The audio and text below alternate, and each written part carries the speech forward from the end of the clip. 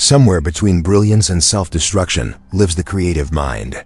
Hunter S. Thompson once wrote, "I hate to advocate drugs, alcohol, violence, or insanity to anyone, but they've always worked for me."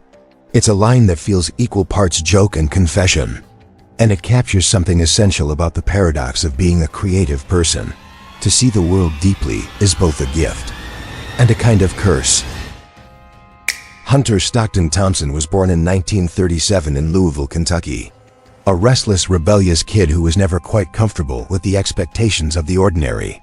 From an early age, he saw hypocrisy in the systems around him: politics, education, authority. He had a sharp sense that things were not as they seemed, and even sharper words to express it.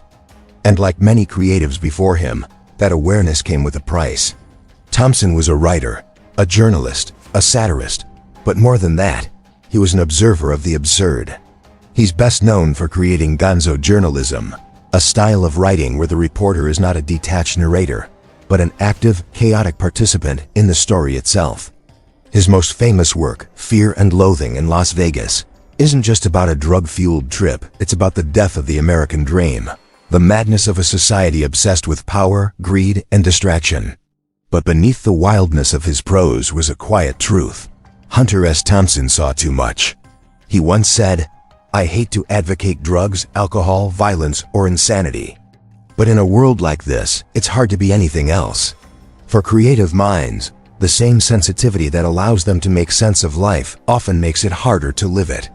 They notice the details others ignore, the absurdities, the contradictions, the hidden darkness behind polite smiles. They feel the weight of life more intensely. This is the paradox. Creativity gives meaning to suffering, but it also comes from suffering. It connects you to the world, but it also isolates you from it. It offers you freedom, but often leaves you feeling trapped by your own mind. Thompson lived this paradox every day. He was fiercely productive writing novels, political commentary, essays, but he was also famously self-destructive.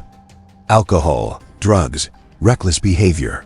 He lived on the edge because the edge was where he felt alive, where his creative spark burned brightest. And yet, the same intensity that made him great also made him fragile. In his private letters, you find a man who oscillated between genius and despair.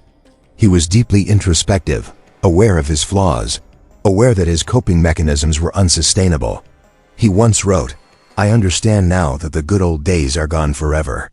It's a cruel and shallow money trench. A long plastic hallway where thieves and pimps run free, and good men die like dogs." There's also a negative side.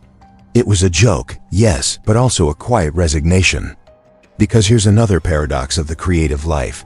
To truly create something honest, you have to open yourself up to pain. To write about life's darkness, you have to feel it. To tell the truth, you have to live uncomfortably close to it. And sometimes, the truth is too heavy to carry. Thompson often spoke about the emptiness that comes after finishing a project.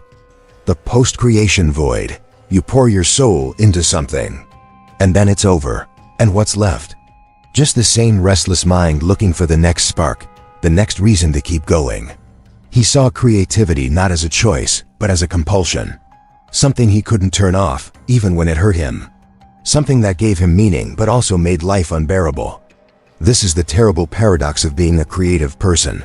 You need your pain to create, but creating doesn't erase the pain.